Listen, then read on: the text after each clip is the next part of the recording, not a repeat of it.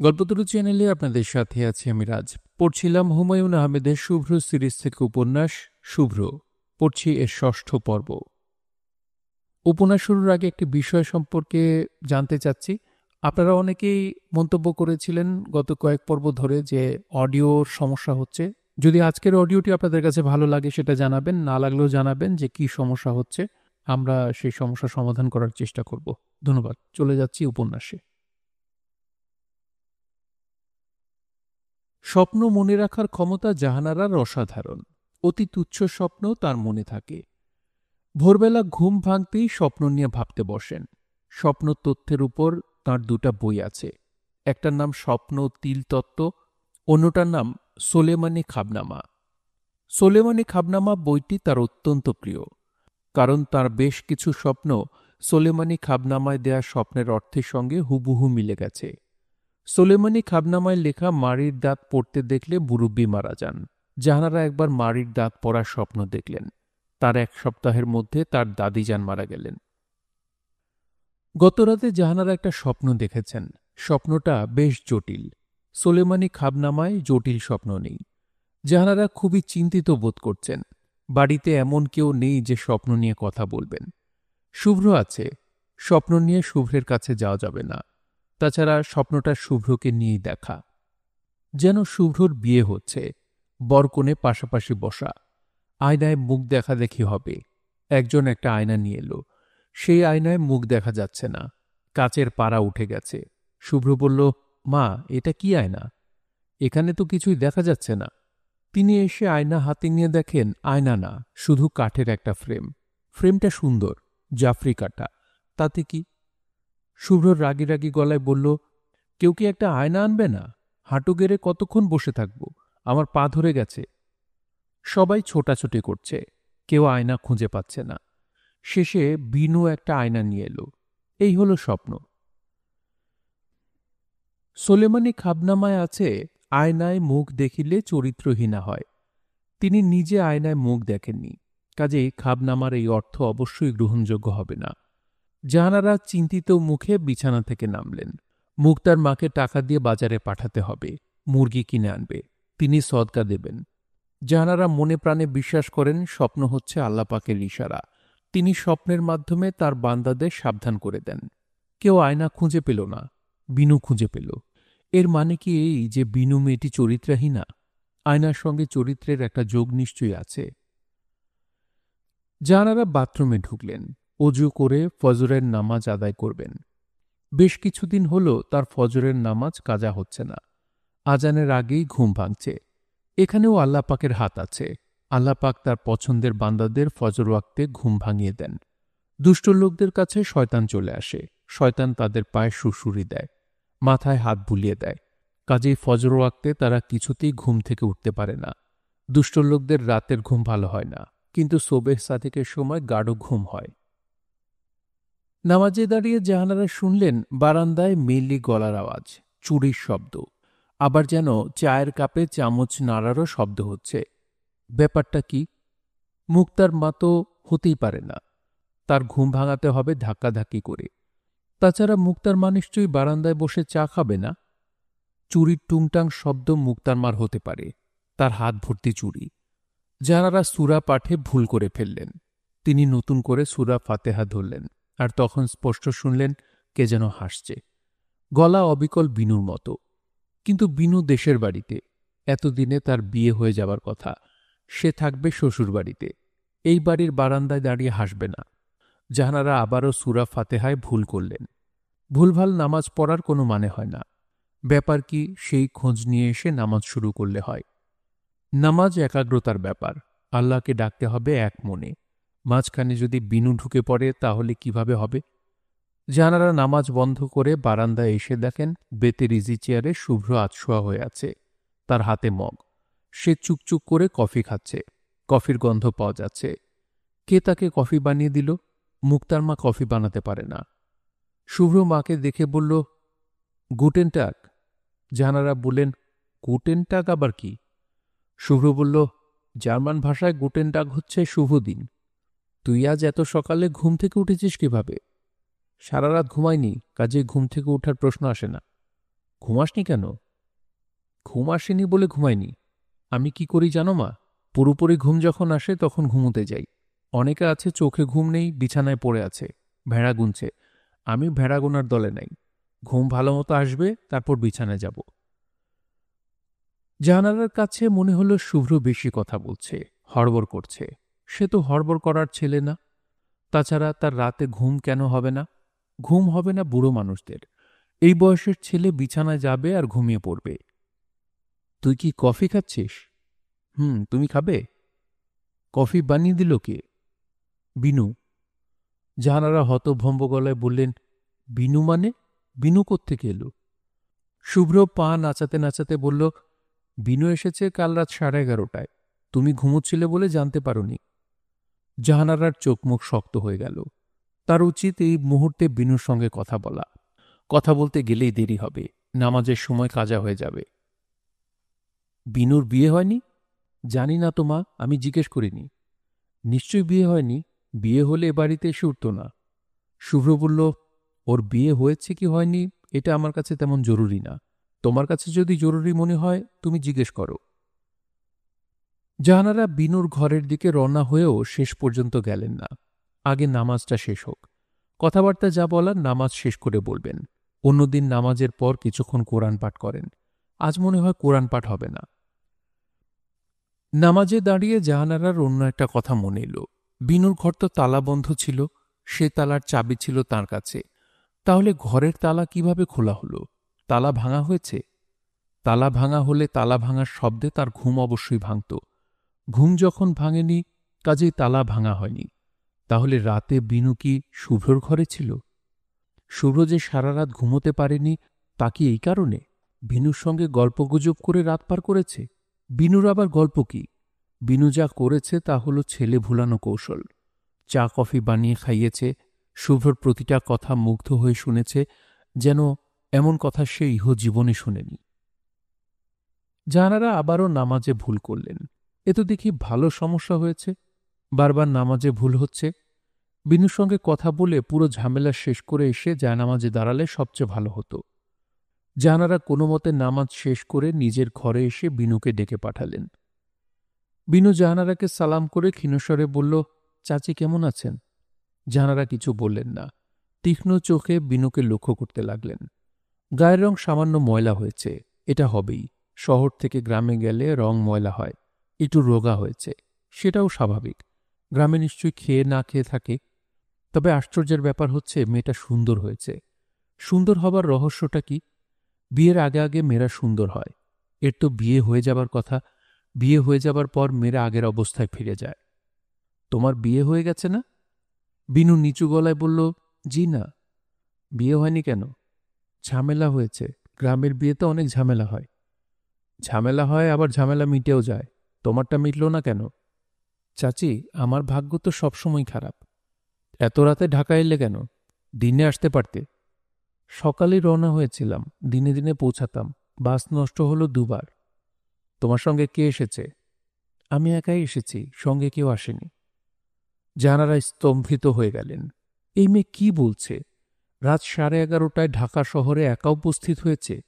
ঢাকায় আসার তার দরকারটা কি? বিয়ে ভেঙে গেলে ঢাকায় চলে আসতে হয়?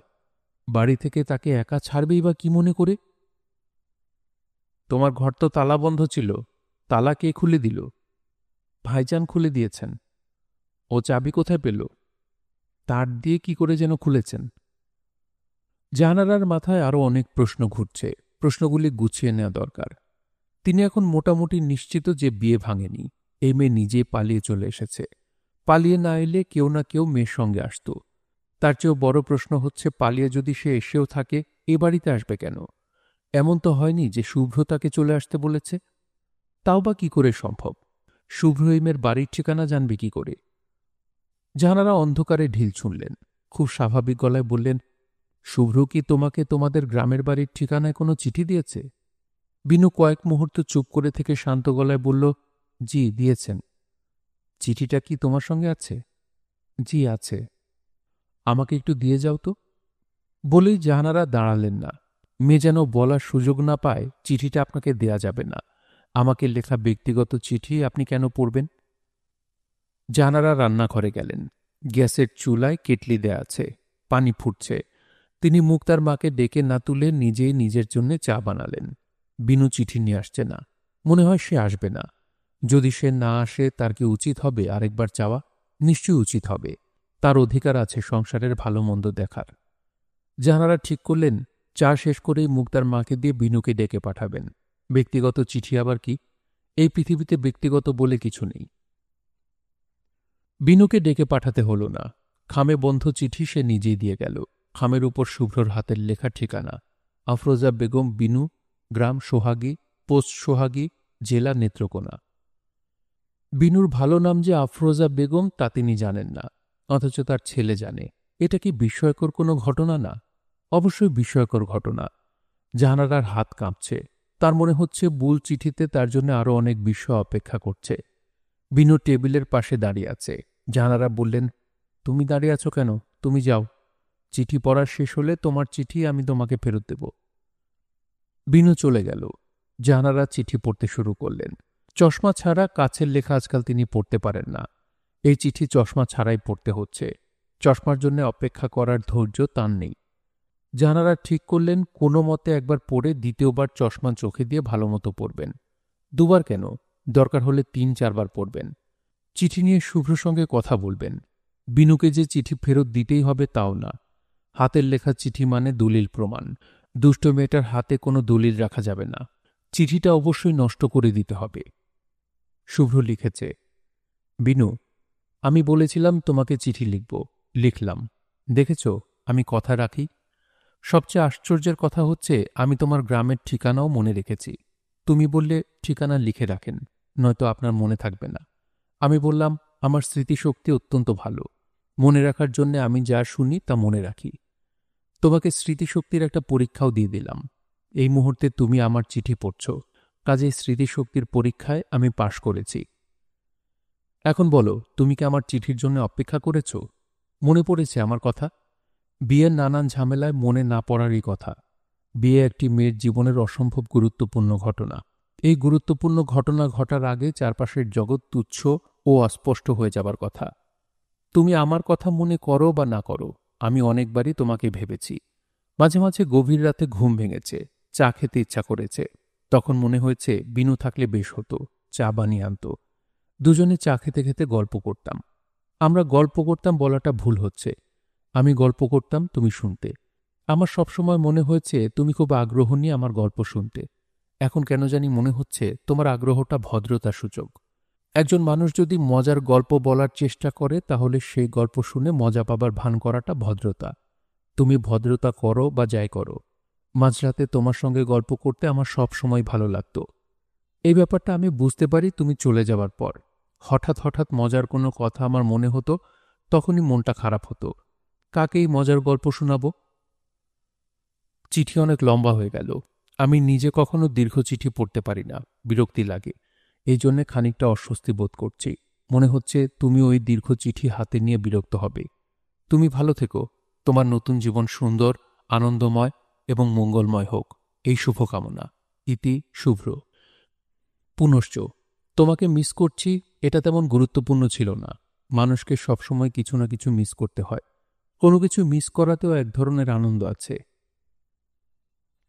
জাহানারা চিঠি হাতে স্তব্ধ হয়ে বসে আছেন। চশমা চোখে দ্বিতীয়বার এই চিঠি পড়ার কোনো ইচ্ছাই তার হচ্ছে না। বারান্দা থেকে শুভ্র আনন্দিত গলায় বলল, মা, শুনে যাও তো। জাহানারা টেবিলে চিঠি ফেলে উঠে গেলেন। শুভ্র বলল, আজকের খবরের কাগজটা পড়েছ? জাহানারা চাপা গলায় বললেন, না। একটা 6 বছর বয়সী মেয়ের খবর ছাপা হয়েছে। মেয়েটা স্বপ্নে একটা মন্ত্র পেয়েছে। মন্ত্র পড়ে মাটিতে ফুঁ দিয়ে যাকে মাটি খাওয়ানো হয় তার সব অসুখ সেরে যায়। ভালোই তো। হাজার হাজার মানুষ লাইন বেঁধে মাটি খাচ্ছে। টনকে টন মাটি শেষ হয়ে যাচ্ছে। স্থানীয় কলেজের প্রিন্সিপাল সাহেব বলেছেন মাটি খেয়ে তার দীর্ঘদিনের হাঁপানি সেরে গেছে। জাহানারা বললেন, তুই এত উত্তেজিত কেন? তোর কি কোনো অসুখ বিসুখ আছে যে মাটি খেতে হবে? শুভ্র বলল, মেয়েটার সঙ্গে কথা বলতে ইচ্ছা করছে মা। চলে যা, কথা বলে আয়। পুরো নিউজটা তোমাকে পড়ে শোনাবো। এই চেয়ারটায় আরাম করে বসো। আর বিনুকে ডাকো, বিনু খুবই মজা পাবে। জাহানারা বললেন, তুই বিনুকেই পড়ে শোনা। আমার প্রচণ্ড মাথা ধরেছে, আমি শুয়ে থাকব। শুভ্র বলল, এই তো রোগ পাওয়া গেছে। তোমার ভয়াবহ মাইগ্রেন ব্যাধির জন্য মৃত্তিকা চিকিৎসা। সকালে 1 চামচ মাটি, বিকেলে 1 চামচ। শুভ্র হাসছে। তার আনন্দিত মুখ দেখে জাহানারার বুকে ধাক্কার মতো লাগল। তার ছেলে এত আনন্দিত কেন? মাটি চিকিৎসার খবরে আনন্দিত, নাকি বিনু নামের মেয়েটি চলে এসেছে বলে আনন্দিত? মা, দাঁড়িয়ে আছো কেন? বসো তো, বসো। ভোরের পবিত্র আলোয় তোমার মুখ দেখি। জাহানারা বসলেন। শুভ্র তার দিকে ঝুঁকে এসে বলল, আচ্ছা মা, ভোরের আলোকে পবিত্র আলো বলা হয় কেন বলো দেখি? ভোরের আলো পবিত্র, দুপুরের আলো কি অপবিত্র? জানি না। তোমাকে দেখে মনে হচ্ছে তুমি কোনো কারণে খুব আপসেট। বলো দেখি কি হয়েছে? কিছু হয়নি। শুভ্র আনন্দিত গলায় বলল, তুমি কি কারণে আপসেট আমি বের করে ফেলেছি। বিনুকে দেখে তুমি আপসেট হয়ে গেছো। ওকে দেখে আমি আপসেট হব কেন? তোমার মনের ভেতর নানান ধরনের current and counter current. Binu সেখানে। চুপ কর, এইসব নিয়ে কথা বলতে ইচ্ছা করছে না। কি নিয়ে কথা বলতে ইচ্ছা করছে? কোনো কিছু নিয়ে কথা বলতে ইচ্ছা করছে না। গল্প শুনবে? গল্প? হ্যাঁ, গল্প। কাল রাতে বিনুকে গল্পটা বললাম, সে খুবই মজা পেয়েছে। গল্পটা হলো চক্র গল্প। যেখান থেকে গল্পটা শুরু হয় আবার সেখানেই ফিরে আসে, তারপর চক্রের মতো ঘুরতে থাকে। যে গল্প শুনে সে খুবই বিরক্ত হয়। জাহানারা বললেন, বিনু নিশ্চয়ই বিরক্ত হয়নি? শুভ্র বলল, ঠিক ধরেছ, বিনু বিরক্ত হয়নি। যারা বুদ্ধিমান তারা গল্পটাতে মজা পায়। এই গল্প দিয়ে মানুষের বুদ্ধিও পরীক্ষা করা যায়। তুমি যদি এই গল্প শুনে মজা না পাও, যদি বিরক্ত হও, তাহলে বুঝতে হবে তোমার বুদ্ধি কম। আমার বুদ্ধি কম না বেশি তার জন্য পরীক্ষার দরকার নেই। আমি জানি আমার বুদ্ধি কম। শুভ্র গম্ভীর গলায় বলল, মা, তুমি ব্যাখ্যা করো তো বুদ্ধি কি? আমার মনে হচ্ছে তুমি ব্যাখ্যা করতে পারবে না। জ্ঞানী কি তা ব্যাখ্যা করা যায়, বুদ্ধি চট করে ব্যাখ্যা করা যায় না। আমার কাছে একটা ব্যাখ্যা আছে, শুনবে? বল শুনি। জ্ঞান হল স্মৃতি, মেমোরি, আর স্মৃতি ব্যাখ্যা করার ক্ষমতার নাম বুদ্ধি। কিছু বুঝলে? বিনুকেও নিশ্চয় কথাগুলি বলেছিস, সে বুঝেছে? শুভ্র মার দিকে তাকিয়ে হেসে ফেলল। ছোটবেলা থেকেই বিনু শুনে আসছে সে বোকা। বাবা তাকে স্কুলে ভর্তি করাবার সময় হেডমাস্টার সাহেবকে বললেন, স্যার, আমার এই মেয়েটা বড় বোকা, আপনার হাতে সোপর্দ করে দিলাম, একটু দেখবেন। বিনুকে নিয়ে তার বাবার সামান্য দুঃখের মতো ছিল। প্রসঙ্গ উঠলেই বলতেন, আমার 5টা না 10টা না একটাই সন্তান, সেও হয়েছে বোকা। তার কপালে আল্লাপাক কি রাখছেন কে জানে। স্কুলের বান্ধবীরা অল্পদিনই জেনে গেল বিনু মেয়েটা হাবা টাইপ। কিছু জিজ্ঞেস করলে চোখ বড় বড় করে তাকিয়ে থাকে।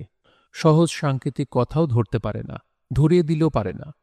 কিটেমন ইটাছিস, এর অর্থ হলো কেমন আছিস, এটাও বিনু ধরতে পারেনি। বিনুর মারও মেয়েকে নিয়ে খুব দুশ্চিন্তা ছিল।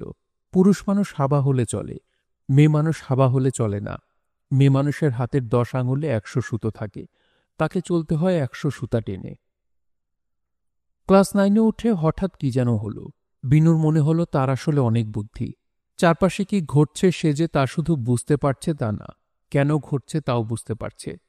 তার চেয়েও আশ্চর্য ব্যাপার, ঘটনাগুলির নিয়ন্ত্রণ করাও কঠিন কিছু না বলে মনে হতে শুরু করেছে।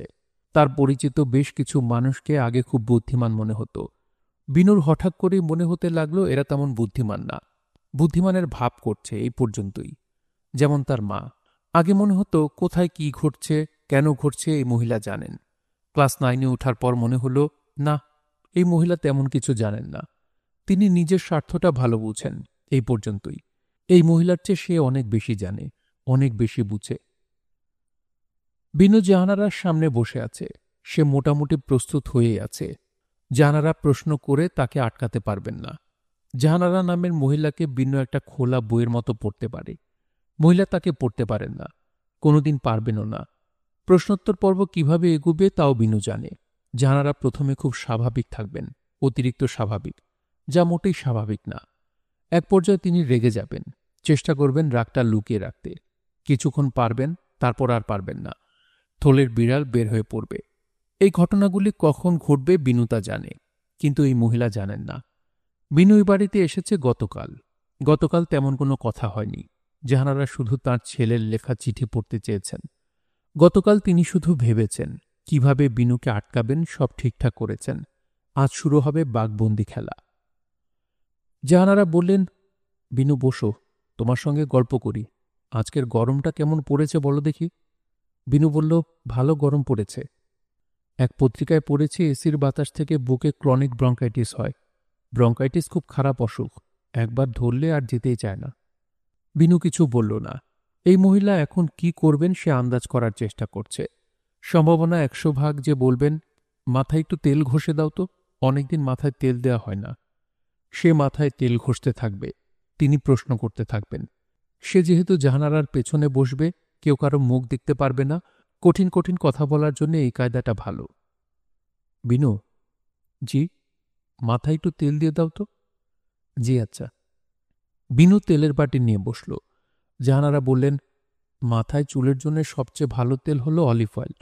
এরপর থেকে তুমি আমার মাথায় অলিভ অয়েল দিয়ে দেবে। জি আচ্ছা। মাথার যন্ত্রণার জন্য সবচেয়ে ভালো তেল হলো সরিষার তেল। 2 চামচ পানি, 2 চামচ সরিষার তেল একসঙ্গে মিশিয়ে মাথার তালুতে ঘষলে 5 মিনিটের মধ্যে মাথা ব্যথা কমবে।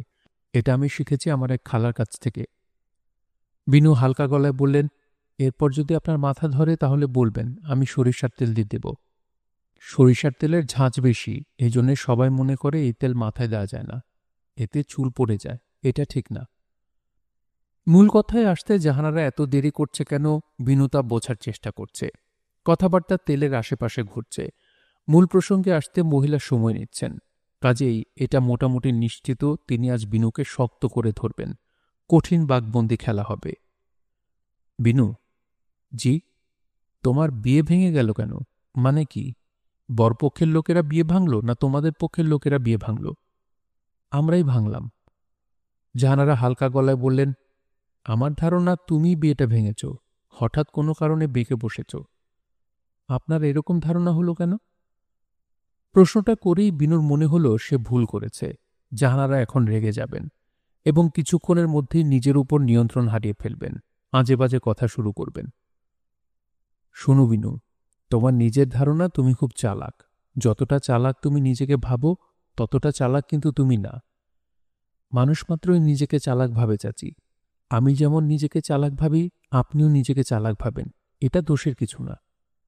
জাহানারা থমথমে গলায় বললেন, তুমি আমাকে দোষ জ্ঞান দিচ্ছ?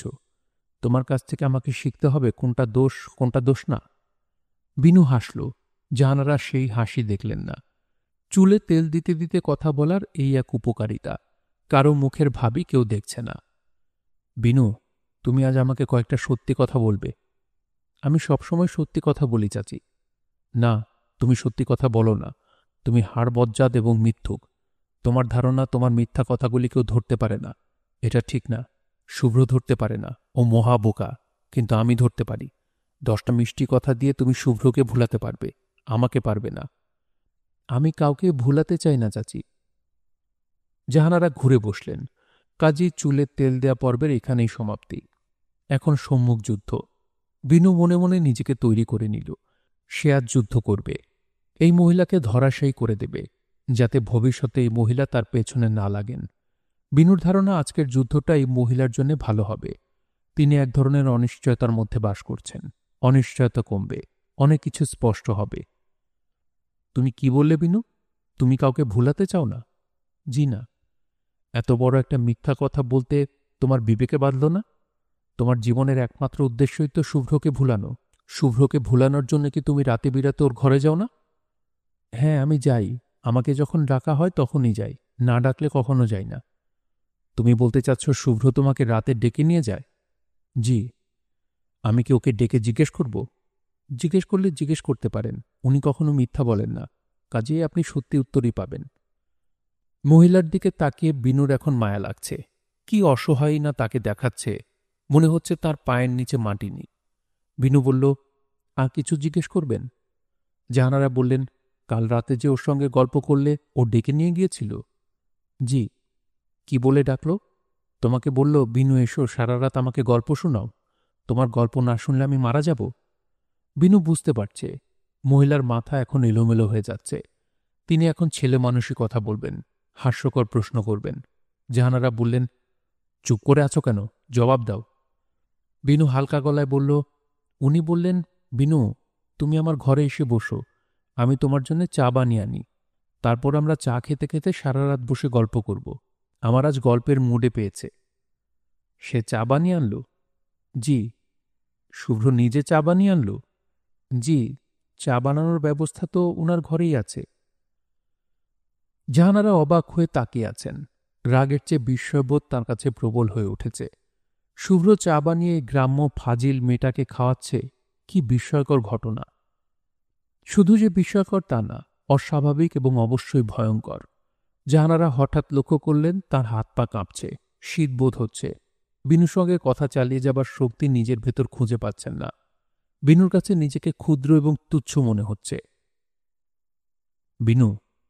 জি? জাহানারা শান্ত গলায় বললেন, তোমাদের মধ্যে কি কথা হয়? মনে রাখার মতো কিছু না। উনি গল্প করেন, আমি শুনি। কিছুদিন হলো রাতে তার ঘুম হয় না। একা একা জেগে থাকা খুব কষ্টের ব্যাপার বলেই তিনি আমার সঙ্গে গল্প করেন। কাল রাতে তোমাদের কি নিয়ে গল্প হলো, তোমার মনে আছে? জি, মনে আছে। বলো শুনি। মহাবিশ্ব কিভাবে ছড়িয়ে পড়ছে, আবার সব এক জায়গায় হবে, এইসব। মহাবিশ্ব বিগ ব্যাং থেকে শুরু, আবার সেখানেই শেষ হবে। জানারা বুঝতে পারছেন না তাঁর স্বস্তির নিঃশ্বাস ফেলা উচিত কিনা। জ্ঞানের গল্প শুভ্র করতেই পারে, করতে পারাটাই স্বাভাবিক। কার সঙ্গে গল্প করছে সেটা জরুরি না। শুভ্র যখন এ ধরনের গল্প করে তখন সে খেয়াল করে না কে তার সামনে আছে। বিনু বসে থাকলেও যা, এবাড়ির দারোয়ান বসে থাকলেও তা, মুক্তার মা থাকলেও তা। জানারা ঠিক করে ফেললেন তিনি নিজে এখন থেকে রাত জাগবেন। শুভ্রর জ্ঞানের কথা শুনবেন। মহাবিশ্ব ছড়িয়ে পড়ার হাবিজাবি শুনতে খারাপ লাগবে না। তাছাড়া শুভ্র যা বলে তাই তাঁর শুনতে ভালো লাগে। বিনু শান্ত চোখে জাহানারার দিকে তাকিয়ে আছে। সে বুঝতে পারছে যুদ্ধ শেষ হয়েছে। যুদ্ধ দীর্ঘস্থায়ী হয়নি। জাহানারা আহত হয়েছেন, রক্তক্ষরণ হচ্ছে, যে রক্ত চোখে দেখা যায় না। তার দিকে তাকাতেই মায়া লাগছে। বিনু বলল, চাচি আসুন, আপনার মাথায় তেল দিয়ে শেষ করি। জাহানারা আপত্তি করলেন না, ঘুরে বসলেন। জাহানারা ক্ষীণ গলায় বললেন, তোমার বিয়ে ভেঙে যাবার ঘটনাটা বলো, কিছুই গোপন করবে না। বলার মতো কোনো ঘটনা না চাচি। গায়ে হলুদের আগের দিন হঠাৎ উড়ো খবরে পাওয়া গেল ভদ্রলোক আগে একবার বিয়ে করেছেন। তার একটা মেয়েও আছে। আমার এক মামা খোঁজ নিতে গেলেন। বরপক্ষের তারা তো কিছু বললই না, উল্টা খুব রাগারাগি করল। আমরা নাকি ইচ্ছা করে তাদের অপমান করার জন্য এইসব কথা নিয়ে দরবার করতে গেছি। আমরা ছোট লোক, আমরা ইতর, এইসব। জাহানারা আন্তরিক ভঙ্গিতে বললেন, এরকম কিন্তু হয়। বিয়ে শাদিতে নানান কথা ছড়িয়ে বিয়ে ভেঙে দেওয়া হয়। একদল মানুষ থাকে তারা বিয়ে দিয়ে আরাম পায়, আবার আরেক দল থাকে যারা বিয়ে ভাঙিয়ে আরাম পায়। তোমরা উড়ো কথা যা শুনেছ তাতে গুরুত্ব দেওয়া ঠিক হয়নি।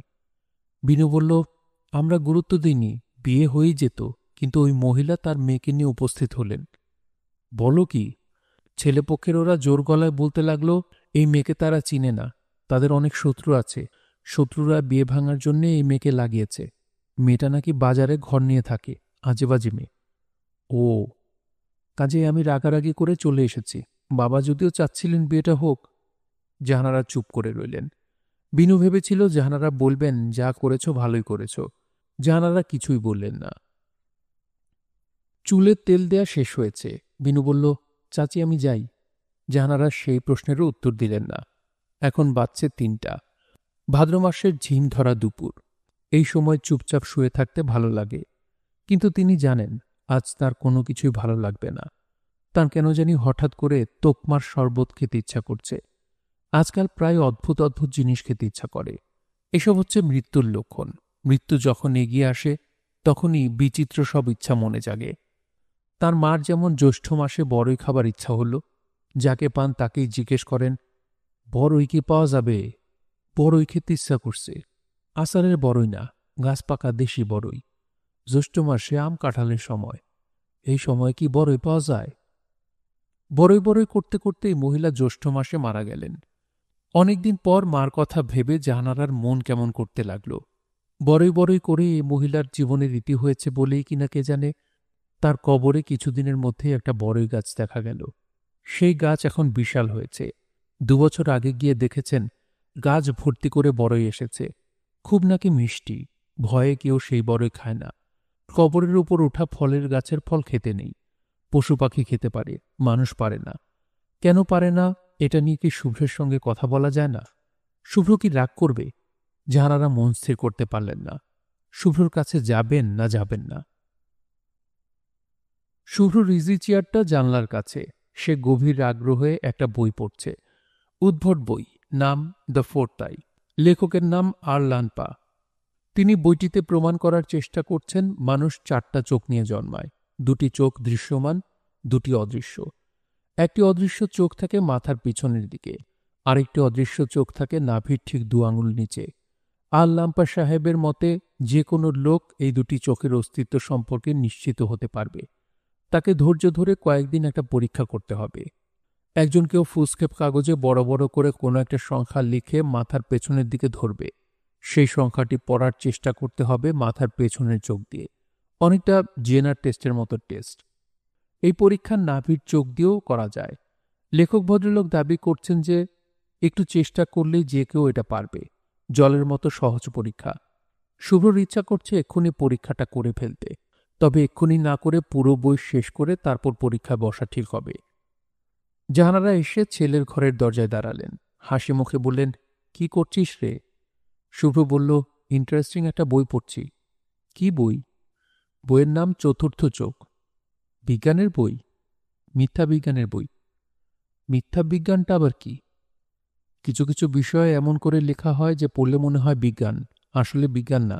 এদের বলা হয় মিথ্যা বিজ্ঞান। সবকিছুরই একটা মিথ্যা সংস্করণ আছে। মিথ্যা ভালোবাসা, মিথ্যা ঘৃণা, মিথ্যা চোখের জল। জাহানারা ছেলের খাটে বসলেন। শুভ্র বলল, মা, এখন তোমার সঙ্গে কথা বলতে ইচ্ছা করছে না। আমি বইটা দ্রুত পড়ে শেষ করতে চাই। তুমি থাকলে পড়া হবে না। পড়া হবে না কেন? তুই তোর পড়া পড়বি, আমি আমার বসা বসে থাকব। তুমি চুপচাপ বসে থাকবে না, গুটুর গুটুর করে কথা বলবে, আমার ডিস্টার্ব হবে। জানালার সঙ্গে সঙ্গে উঠে দাঁড়ালেন। তিনি লক্ষ্য করলেন তার চোখ ভিজে উঠেছে। ছেলের সামনে কেঁদে ফেলাটা খুবই লজ্জার ব্যাপার হবে। অভিমান তাকেই দেখানো যায় যে অভিমান বুঝে। তার ছেলে অভিমান বুঝে না। মা, আগুন গরম 1 কাপ চা বানিয়ে দিয়ে যেও তো। জাহানারা বললেন, শুভ্র, আমি শুনলাম তুই নিজে নাকি খুব ভালো চা বানাতে পারিস। শুভ্র বলল, নিশ্চয়ই বিনু বলেছে। আশ্চর্য মেয়ে তো, তোমাকে বলছে আমি চা ভালো বানাই, আবার আমাকে বলছে আমি চা বানাতেই পারি না। ওর কোন কথাটা সত্যি? আজ থেকে আমি ওর নাম দিলাম মিথ্যাময়ী। জানারা দেখলেন শুভ্র হাসি হাসি মুখে তাকিয়ে আছে। একটু আগেও তো মুখ এমন হাসি হাসি ছিল না। বিনু নামটা মনে আসতেই মুখ হাসি হাসি হয়ে গেল। তিনি না এসে যদি বিনু এসে বসত, তাহলে কি বলতে পারত, বিনু চলে যাও, আমার ডিস্টার্ব হবে? মনে হচ্ছে না এরকম বলতো। আবার একটা নামও দিয়ে ফেলেছে, মিথ্যাময়ী। মায়ের সামনে মিথ্যাময়ী, আড়ালে নিশ্চয় সত্যময়ী।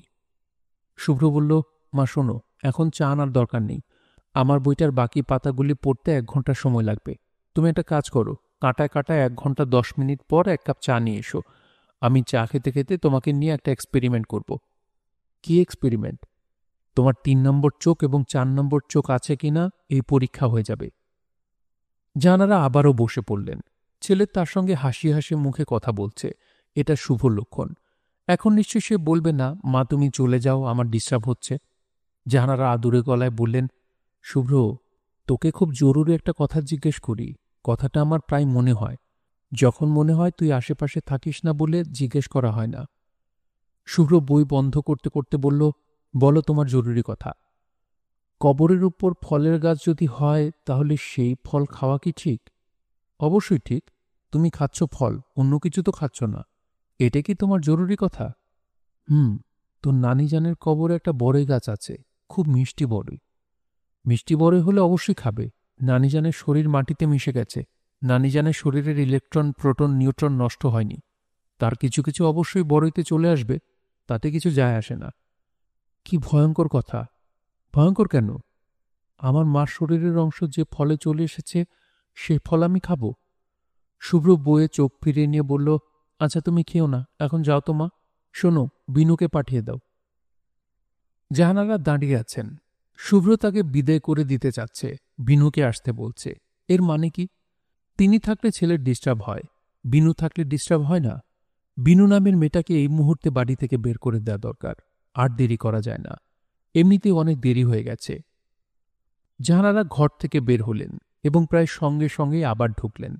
শুভ্র বই থেকে মাথা না তুলে বলল, কিছু বলবে মা? জাহানারা বললেন, শুনলাম তুই ম্যানেজার সাহেবকে বিদায় করে দিয়েছিস। কার কাছ থেকে শুনলে? কার কাছ থেকে শুনলাম এটা জানা কি খুব প্রয়োজন? হ্যাঁ প্রয়োজন, অফিস থেকে তোমার কাছে খবরাখবর কিভাবে আসে এটা জানা দরকার। জাহানারা ছেলের গলার স্বর শুনে হতভম্ব হয়ে গেলেন। শুভ্র সম্পূর্ণ অন্যরকম গলায় কথা বলছে। শুভ্রকে এমন স্বরে কথা বলতে আগে কখনো শুনেননি। তিনি অবাক হয়ে বললেন, তুই এমন কঠিন গলায় আমার সঙ্গে কথা বলছিস কেন? আমি তো তোর অফিসের কেউ না। অফিসের কেউ যদি না হও তাহলে অফিস সম্পর্কে কিছু জিজ্ঞেস করবে না। জিজ্ঞেস করলে সমস্যা কি? সমস্যা আছে। বাবাকে যেমন তুমি কখনো কিছু জিজ্ঞেস করনি, আমাকেও করবে না। তোর বাবাকে কখনো কিছু জিজ্ঞেস করিনি কে বলল? কেউ বলেনি, আমি জানি। বাবার কর্মকাণ্ড নিয়ে তুমি যদি কখনো প্রশ্ন তুলতে, তাহলে আজ আমি একটা বেশ্যাখানার মালিক হতাম না। তুই এমন একটা বিশ্রী শব্দ আমার সামনে বললি? তুই বলতে পারলি? আমি তোর মা। তুই মার সামনে এমন নোংরা শব্দ বললি? তোর জিভে আটকালো না? শুভ্র বইয়ের পাতা উল্টাতে উল্টাতে বলল, জিভে আটকায়নি মা। আমরা নোংরা ব্যবসা করতে পারবো, সেই ব্যবসার কথা বলতে পারবো না, তা হয় না। দাঁড়িয়ে থেকো না মা, আমার জন্য চা বানিয়ে নিয়ে এসো। শুভ্র, এরকম কঠিন গলায় আমাকে ডাকবে না, এবং অবশ্যই কঠিন চোখে তাকাবে না। সারা জীবন পুতু পুতু মহিলা হয়েছিলে, এখনও তাই থাকবে। শুভ্র, আমি তোর মা। তুমি আমার মা, এটা অত্যন্ত ভালো কথা। আমার একটা অংশ সবসময় তোমাকে ঘিরে থাকে, কিন্তু অন্য অংশটা তোমাকে যে ঘৃণা করে সেটা না জানাই তোমার জন্য ভালো। তুই আমাকে ঘৃণা করিস? হ্যাঁ করি। বাবাকে যতটা করি, তোমাকে তার চেয়ে বেশি করি। কাঁদবে না, মিথ্যা অশ্রু আমার ভালো লাগে না। শুভ্র হাত বাড়িয়ে টেবিলের ওপর থেকে হলুদ মার্কার নিল। বইটার কিছু কিছু অংশ দাগ দেওয়া দরকার। সে মার দিকে তাকিয়ে হাসি মুখে বলল, মা দাঁড়িয়ে থেকো না, চা নিয়ে এসো। তোমার চতুর্থ চোখ আছে কিনা সেই পরীক্ষা হয়ে যাক। লালবাগ থানার ওসি সাহেব এসেছেন। শুভ্রর সামনে চেয়ারে বসে আছেন। তার মুখ হাসি হাসি। সিভিল ড্রেসে এসেছেন বলে তাকে পুলিশ অফিসার বলে মনে হচ্ছে না। তাকে স্কুল টিচারের মতো দেখাচ্ছে। অঙ্ক স্যারের মতো কঠিন স্যারও মনে হচ্ছে না, মনে হচ্ছে বাংলা স্যার। তার নাকের নিচে ছোট্ট বাটারফ্লাই গোঁফ শুধুমাত্র বাংলা স্যারদের মুখেই মানায়। তবে এই গোঁফ সম্পূর্ণ অন্যরকম হয়ে যাবে যখন ইউনিফর্ম পরবেন। হিটলারেরও বাটারফ্লাই গোঁফ ছিল। ওসি সাহেব সিগারেট ধরাতে ধরাতে হালকা গলায় বললেন, শুভ্র সাহেব কেমন আছেন বলুন। শুভ্র বলল, ভালো। আপনার ব্যবসার অবস্থা কি? ভালো। আমি কি জন্য এসেছি সেই খবর নিশ্চয়ই আগেই পেয়েছেন। জি, খবর পেয়েছি। আমি আর দেরি করব না, ব্যবস্থা করুন। আমার একটু তাড়া আছে। ছেলেকে চিড়িয়াখানায় নিয়ে যেতে হবে। চিড়িয়াখানায় হাতির পিঠে চড়ার ব্যবস্থা আছে, সে হাতির পিঠে চড়বে। চা খাবেন? চায়ের অভ্যাস আমার তেমন নাই। যাই হোক, আপনি বলছেন যখন খাই। চিনি কম দিতে বলবেন। শুভ্র বেল টিপে মঞ্জুকে চা দিতে বলল। ওসি সাহেব বিশেষ ভঙ্গিমায় সিগারেটের ছাই ফেলতে ফেলতে বললেন, আপনাদের এখানে নতুন একটা মেয়ে এসেছে বলে খবর পেয়েছি। লাইসেন্স হয়েছে? আমি বলতে পারছি না লাইসেন্স হয়েছে কিনা। ম্যাজিস্ট্রেটের একটা এফিডেভিট লাগবে। আপনি নতুন মানুষ, এই জন্যে বললাম। আমি নতুন হলেও আমার অফিসের লোকজন পুরানো, এরা আইন মেনেই চলবে।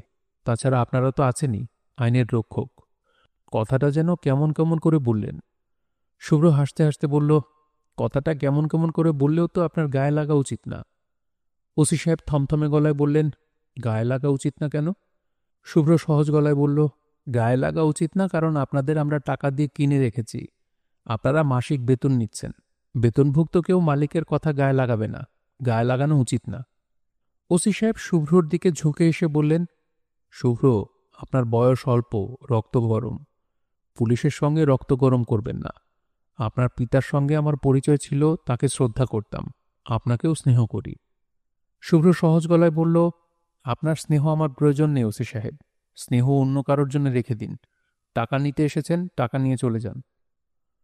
মঞ্জু চা নিয়ে ঢুকল। সে কি বাইরে থেকে কিছু শুনেছে?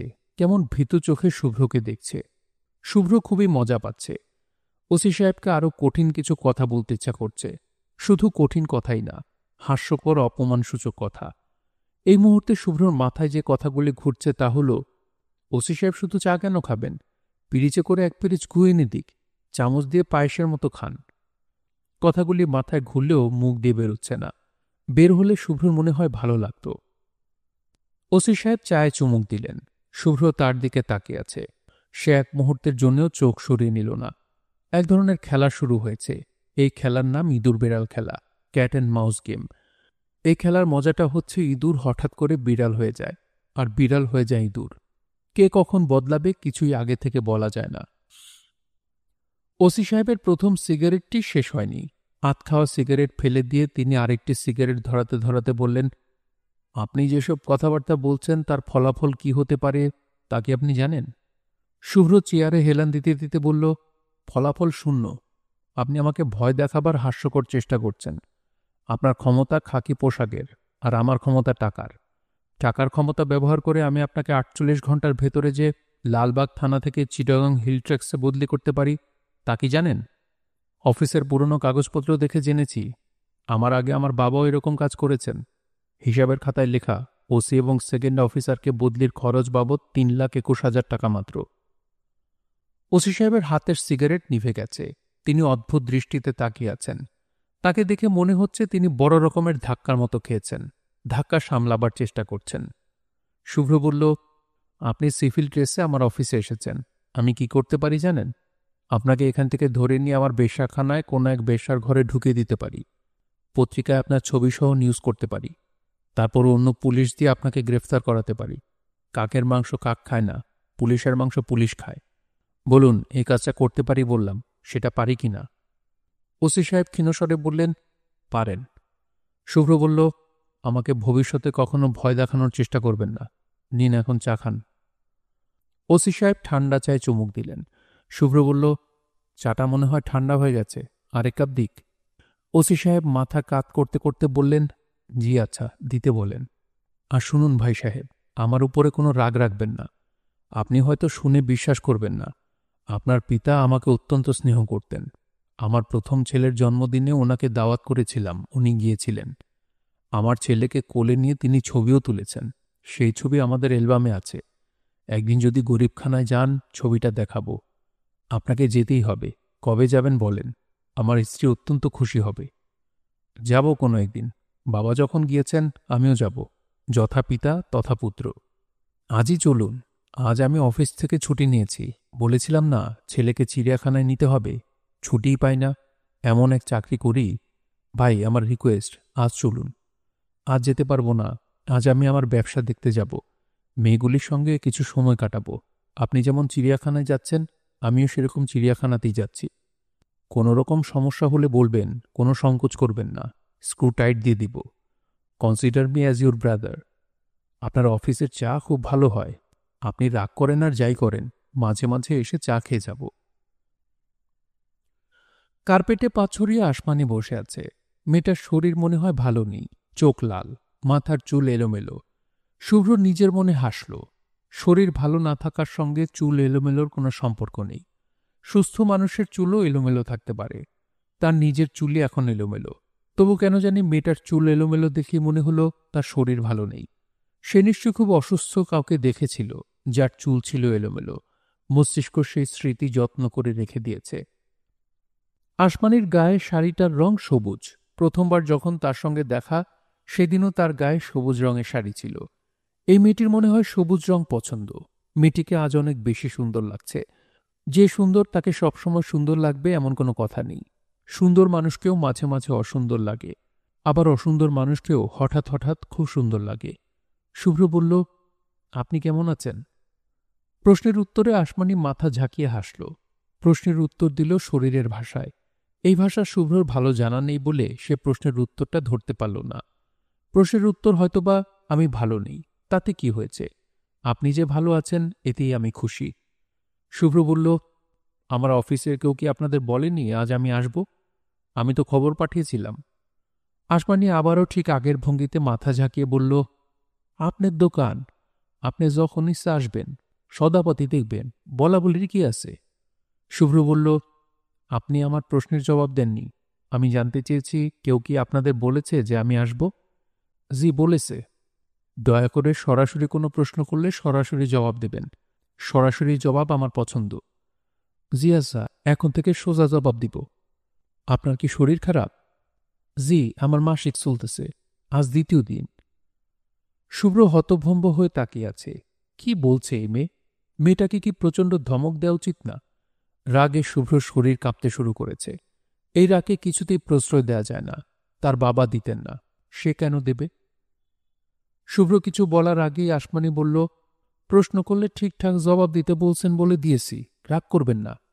শুভ্র বলল, আমার ধারণা আপনি আমাকে বিব্রত করার জন্যই কথাটা বললেন।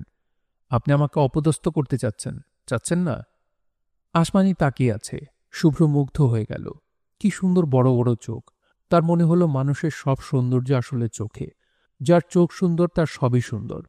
মেয়েটা চোখ নামিয়ে নিচ্ছেন না, তাকিয়েই আছে। শুভ্র বলল, আপনারা ম্যানেজার সাহেবের কথা শুনছেন না কেন? কি কথা? ওনার সঙ্গে আপনাদের কথা হয়নি? ওনার সঙ্গে কত কথাই তো হয়েছে। কোনটার কথা জিজ্ঞেস করেন? আপনি নিজেও সোজা প্রশ্ন করতে পারেন না। যে নিজে সোজা প্রশ্ন করে না সে অন্যের সোজা উত্তর কেমনে চায়? শুভ্র অবাক হয়ে লক্ষ্য করল মেয়েটা হাসছে। হাসাহাসি করার মতো কথাবার্তা তো হচ্ছে না। শুভ্র তার নতুন ম্যানেজারকে বলে দিয়েছিল সবকটা মেয়েকে যেন তাদের বাড়ি ঘরে পাঠিয়ে দেওয়া হয়। সবাই নগদ 15,000 করে টাকা পাবে। একটা করে সেলাই মেশিন পাবে। কেউ যদি সেলাই মেশিন নিতে না চায় সমপরিমাণ টাকা পাবে। মেয়েটার ভাবভঙ্গি দেখে মনে হচ্ছে মেয়েটা এই জাতীয় কথা শুনেনি। খুবই আশ্চর্যের ব্যাপার। মেয়েটার আচার আচরণ, হাসার ভঙ্গি সবকিছুর মধ্যে এক ধরনের তাচ্ছিল্য আছে। এই মেয়ে কি সবার সঙ্গে এরকম করে, নাকি তার সঙ্গেই করছে? শুভ্র বলল, নগদ টাকা সেলাই মেশিনের ব্যাপারটা আপনারা জানেন না?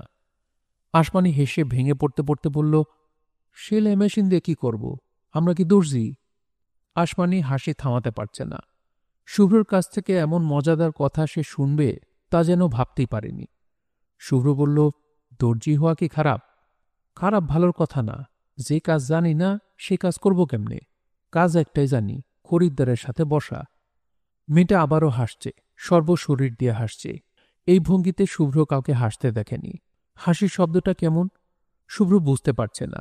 হাসির শব্দে সে মন দিতে পারছে না। আসমানি চট করে হাসি থামিয়ে বলল, চা খাবেন? শুভ্র বলল, না। তাহলে এক কাজ করেন, আপনার মিজাজ খুব খারাপ, আপনি ঘুমান। ঘুমাবো? অসুবিধা কি? আমি মাথার চুলে বিলি দিয়া ঘুম পাড়াই দিব। 5-10 মিনিটের ছোট্ট ঘুম, শরীর ঝরঝরা হয়ে যাবে। ও, আপনার আব্বারে কত ঘুম পাড়াই দিয়েছি? শুভ্র ভুরু কুচকে তাকালো। এই মেয়ের আগের বারেও তার বাবার প্রসঙ্গ টেনে এনেছে। আবার কখনো দেখা হলেও হয়তো এই কাজটা সে করবে। তবে আবারও তার সঙ্গে দেখা হবার সম্ভাবনা ক্ষীণ। আপনার বাবা আমারে খুব স্নেহ করতেন। ভালো তো, আপনাকে স্নেহ না করলেও তার চলত। স্নেহটা আপনি বাড়তি পেয়েছেন। আমারে তুমি করে বলেন কেন? আমার বাবা আপনাকে তুমি করে বলতেন সেই জন্যে? জি না, তুমি করে বলতে বলতেছি কারণ এর আগের বার আপনি আমারে তুমি করে বলছেন। আমি আপনাকে কখনো তুমি বলিনি। শরবত খাবেন? শরবত বানিয়ে দিই, পেস্তা বাদাম দিয়ে, খুব ভালো শরবত। আমার বাবাকে এই শরবত খেতেন, তিনি পছন্দ করতেন। উনি 2-3 বার খেয়েছেন, ওনার পছন্দ হয় নাই। সব ভালো জিনিস সবের পছন্দ হয় না, আপনার পছন্দ হবে। বেশ তো, শরবত বানাও, খেয়ে দেখি। বলেই শুভ্র চমকে উঠল। মেয়েটাকে সে তুমি বলেছে। তুমি করে সে বলতে চায়নি, ভেতর থেকে চলে এসেছে। মেয়েটিও তা বুঝতে পেরেছে। তুমি বলার সঙ্গে সঙ্গে সে মাথা ঘুরিয়ে তাকিয়েছে, হেসেছে। এই হাসি আগের মতো শরীর কাঁপানো হাসি না, অন্যরকম হাসি। শুনছিলেন হুমায়ুন আহমেদের উপন্যাস শুভ্র। পড়ছিলাম এর 6ঠ পর্ব। উপন্যাসটি কেমন লাগছে অবশ্যই কমেন্ট করে জানাতে পারেন। ভালো লাগলে একটি লাইক করবেন, আর ভিডিওটিও অন্যদের সাথে শেয়ার করে দিতে পারেন। সবাই ভালো থাকবেন, সুস্থ থাকবেন এবং গল্পতুরুর সঙ্গেই থাকবেন। ধন্যবাদ।